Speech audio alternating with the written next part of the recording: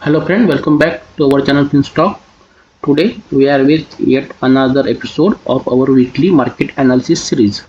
So जैसे कि आपको पता है कि हम ये जो सीरीज है इसमें मार्केट क्लोज होने के बाद उसमें कौन से सेक्टर ने कैसा परफॉर्म किया है उसको हम एनालाइज करते हैं और उसके बेसिस पर नेक्स्ट वीक आने वाले वीक के लिए हम हमारे स्टॉक्स और उसकी स्ट्रेटजीज बनाते हैं। तो अगर आप देखेंगे तो लास्ट वीक जो कि 9 तारीख को क्लोज हुआ है, 9 फरवरी को, उसमें पीएसयू बैंक सेक्टर ने 5% के रिटर्न दिए हैं, निफ्टी हेल्थ केयर ने 4.4 और फार्मा सेक्टर ने 3.59% के रिटर्न दिए हैं। तो ये टॉप 3 सेक्टर्स है लास्ट वीक के।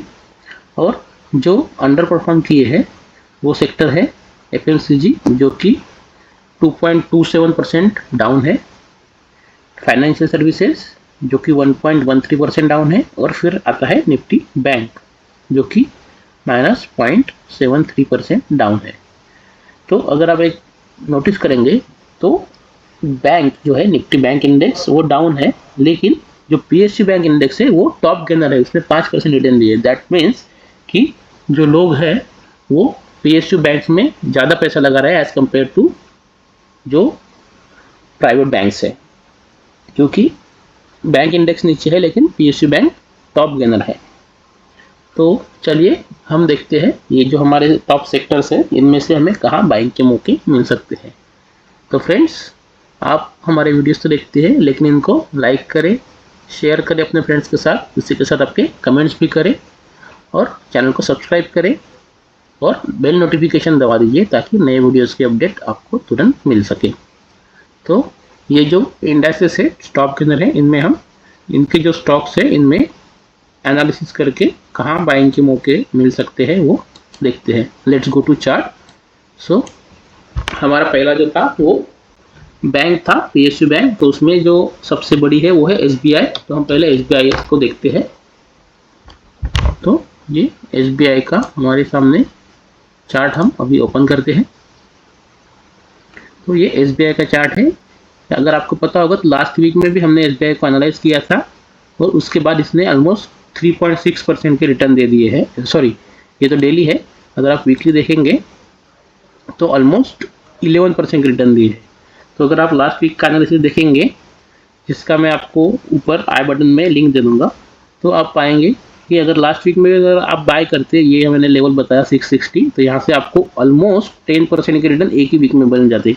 और यही अगर आप बैंक में एफडी करते हैं तो आपको साल भर के लिए रुकने के बाद 7.5 से 8 तक के रिटर्न मैक्सिमम मिलते हैं। तो ये है स्टॉक मार्केट का जादू। आपको बस एनालिसिस बराबर करना है और हमारा जो स्टॉप लॉस या टारगेट आता है उस हिसाब से हमें हमारा जो है ट्रेड एग्जीक्यूट करना है। तो ये तो है एसबीआई का अभी हमारे सामने वीकली चार्ट। अगर आप देखेंगे तो एक वीक में ही इसने ऑलमोस्ट 11.5% के रिटर्न दे दिए हैं, लेकिन अभी ये जो है इसका ये जो कैंडल है ये ऑलमोस्ट काफ़ी बुलिश कैंडल है और उसमें वॉल्यूम भी काफ़ी अच्छा है। दैट मीन्स अभी भी लोग इसमें बुलिश है, बड़े लोग इसमें बाइंग कर रहे हैं। तो अगर ये जो कैंडल है इसका हाई अगर निकलता है 728 जो है, तो उसके ऊपर अभी भी चांसेस है कि ये और भी ऊपर जा सकता है। तो हमें थोड़ा स्टॉप लॉस बड़ा हो जाएगा, अभी ऑलमोस्ट ये 11% का स्टॉप लॉस हो जाएगा और इसके ऊपर निकलने के बाद हमें इसमें नए बाइंग देखनी है। अभी लास्ट दूसरा जो स्टॉक है वो है बैंक ऑफ बड़ौदा। तो उसको हम देखते हैं, ये भी इस सेक्टर की काफ़ी बड़ी बैंक है।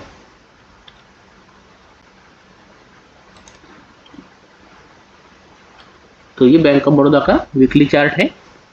इसमें भी अगर आप देखेंगे तो लास्ट वीक में ऑलमोस्ट 2.33 दैट इज 2.88 मतलब 3% के रिटर्न दिए हैं, जो कि काफ़ी अच्छे रिटर्न है वीकली बेसिस पे। तो ये भी कंटिन्यूसली अप ट्रेंड में स्टॉक है, हायर हाइज और हायर लोज बनाते जा रहा है। अगर इसका भी ये हाई जो है 267 का ब्रेक होता है तो हमें 242 का जो ये लेवल है इसके नीचे स्टॉप लॉस रख के नई बाइंग कर सकते हैं। जब इसमें एक कंसर्न की बात है कि यहाँ पे जो है ये कैंडल में काफ़ी बड़ा वॉल्यूम हुआ है और एक रेड कैंडल है, लेकिन ये सपोर्ट के पास बनी है, तो यहाँ पे सपोर्ट काफ़ी अच्छा लिया है ऐसा हमें दिखता है। अभी हम नेक्स्ट स्टॉक देखते हैं, Indian overseas bank, that is IOB। तो आप देखेंगे तो इसमें ऑलरेडी हमारा लेवल मार्क था, जहाँ से इसने रेजिस्टेंस लिया है, और अभी ये जो लेवल है इसके ऊपर जाने के बाद ही इसमें नहीं हम बाइंग कर सकते हैं, क्योंकि अगर आप देखेंगे तो ऊपर ये काफ़ी बड़ा शैडो बना है या वीक बना है। उसकी वजह से क्या है कि यहाँ पे तो सेलर बैठा है। वॉल्यूम काफ़ी अच्छा है, लेकिन ये जो कैंडल है ये अगर यहाँ तक अगर क्लोज होता तो ये काफ़ी बुलिश मानी जाती, लेकिन ऊपर से ये काफ़ी नीचे आ चुकी है। ऑलमोस्ट 50% ये उसके टॉप से नीचे आ चुका है, तो यहाँ पे ऊपर सेलर बैठा है। तो जब ये निकल जाएगा इसके बाद ही हम इसमें नई बाइंग कर सकते हैं। तो लेवल जो है 83.75 84 के बाद हम इसमें नई बाइंग के लिए सोच सकते हैं, और अकॉर्डिंगली इसके आसपास नीचे 80 के आसपास या 78 के आसपास हम स्टॉप लॉस रख सकते हैं। तो ये तो था PSU बैंक के लिए एनालिसिस। अब देखते हैं हेल्थ केयर। तो हेल्थ केयर में अपोलो हॉस्पिटल,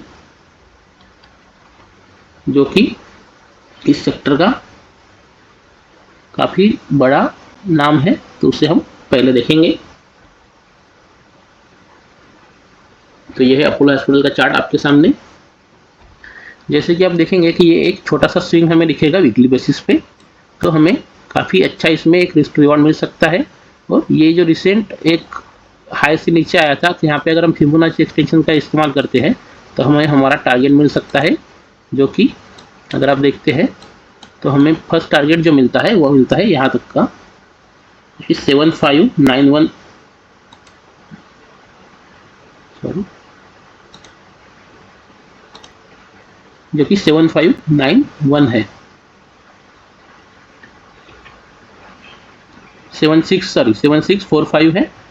तो अगर स्टॉक ये जो लेवल है 6475 इसके ऊपर निकलता है, तो ये छोटा सा हमें स्टॉप लॉस रख के 6075 का ये टारगेट के लिए हम इसे होल्ड कर सकते हैं, और एक काफ़ी अच्छा रिस्क टू रिवार्ड हमें इसमें फिर मिलेगा।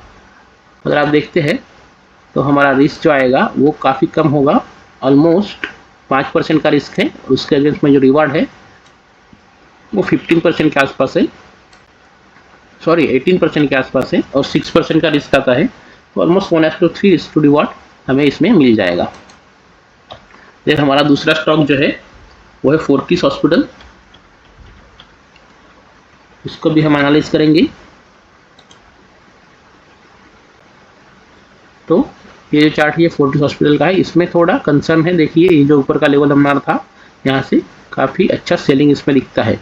तो अगर स्टॉक ये लेवल के ऊपर निकलेगा, जो कि है 468, दैट इज 470, हम अगर राउंड फिगर पकड़ते हैं तो ही हम इसमें नया बाइंग इनिशिएट कर सकते हैं, और हमारा स्टॉप लॉस इसके नीचे आएगा। लेकिन वो कब आएगा? अगर ये लेवल निकलने के बाद स्टॉक ऊपर जाने लगता है। तो अभी हम इस पर तुरंत बाइंग कर सकेंगे। तो ये ऑलरेडी सेलर का कैंडल हमें दिखता है, सेलिंग का कैंडल दिखता है, काफ़ी हेवी सेलिंग हुआ है ऊपर के रेट से, जो कि बायर ने यहाँ तक ऊपर ले जाने की कोशिश की, लेकिन सेलर ने उसे फिर से जहाँ ये ओपन हुआ तो उसके पास ही क्लोज करवाया है, मतलब काफ़ी हाई इसमें सेलर बैठे हैं। तो ये लेवल निकलने के बाद ही हम इसमें एंट्री करेंगे, और हमारा फिर स्टॉप लॉस लग जाएगा, वो जो कि ये लो होगा। तो अगर हम देखते हैं तो ये हाई से हमारा जो स्टॉप लॉस है ऑलमोस्ट 12% के आसपास आता है, और उसके अकॉर्डिंगली हम हमारा रिस्क टू रिवार्ड हम मैनेज करेंगे। और थर्ड स्टॉक हम देखते हैं, जो कि रेनबो चिल्ड्रन करके है, नया स्टॉक है, रेनबो चिल्ड्रन हॉस्पिटल, काफ़ी नई रिसेंट लिस्टिंग है ये। तो इसमें ज़्यादा डेटा तो नहीं रहेगा, लेकिन फिर भी आप अगर देखेंगे तो स्टॉक कंटिन्यूसली अप ट्रेंड में है, और ये यहाँ पे अगर आप देखेंगे तो 2 बार हमने इसमें पोल एंड फ्लैग का ब्रेकआउट देखा है, और अभी ये एक रिट्रेसमेंट यानी नीचे आके ये जो हमारा चैनल है इसके पास में एक बुलिश कैंडल बना रहा है। तो इसमें भी हम बाइंग देख सकते हैं with stop loss of this low, जो कि 1170 के आसपास आता है। ये स्टॉप लॉस रख के हम नए टारगेट इसमें ले सकते हैं। यह कैंडल जो है इसका अगर हाई निकलता है 1280 का, तो हम इसमें एंट्री कर सकते हैं। तो ये तो था हेल्थ केयर सेक्टर के लिए एनालिसिस। अब थर्ड जो हमारा सेक्टर था वो था फार्मा सेक्टर, उसमें से हम कुछ स्टॉक देख लेते हैं। तो फार्मा सेक्टर का पहला स्टॉक जो है वो अल्केम लैब है।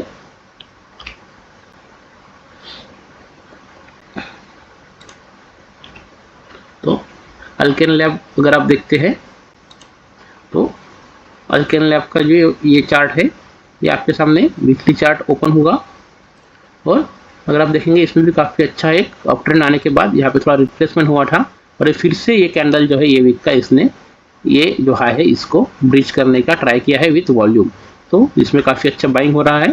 तो ये जो है हमारा ऑलमोस्ट 10% का स्टॉप लॉस रख के हम जैसे ही ये हाई निकलेगा हम इसमें एंट्री करेंगे, और फिर 1:2 अगर हम देखते हैं तो 20% का यहाँ से हम टारगेट ऊपर प्रोजेक्ट कर सकते हैं, जो कि ऑलमोस्ट आएगा हमारा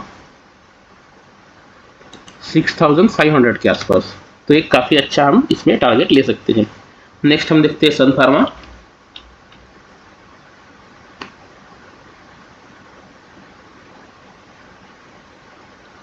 तो ये सन फार्मा का स्टॉक है, काफ़ी स्ट्रॉन्ग कैंडल है।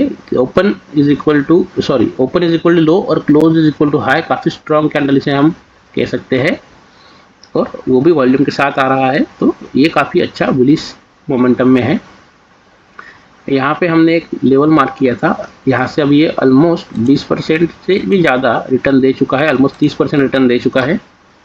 तो फिर भी अगर ये हाई निकलता है तो हम इसमें एंट्री करेंगे, और स्टॉप लॉस ये इसके नीचे आ जाएगा। ये गैप ओपनिंग आपको दिखेगी, और वीकली में ये गैप अप हुआ है, that is a very bullish हम इसे कह सकते हैं।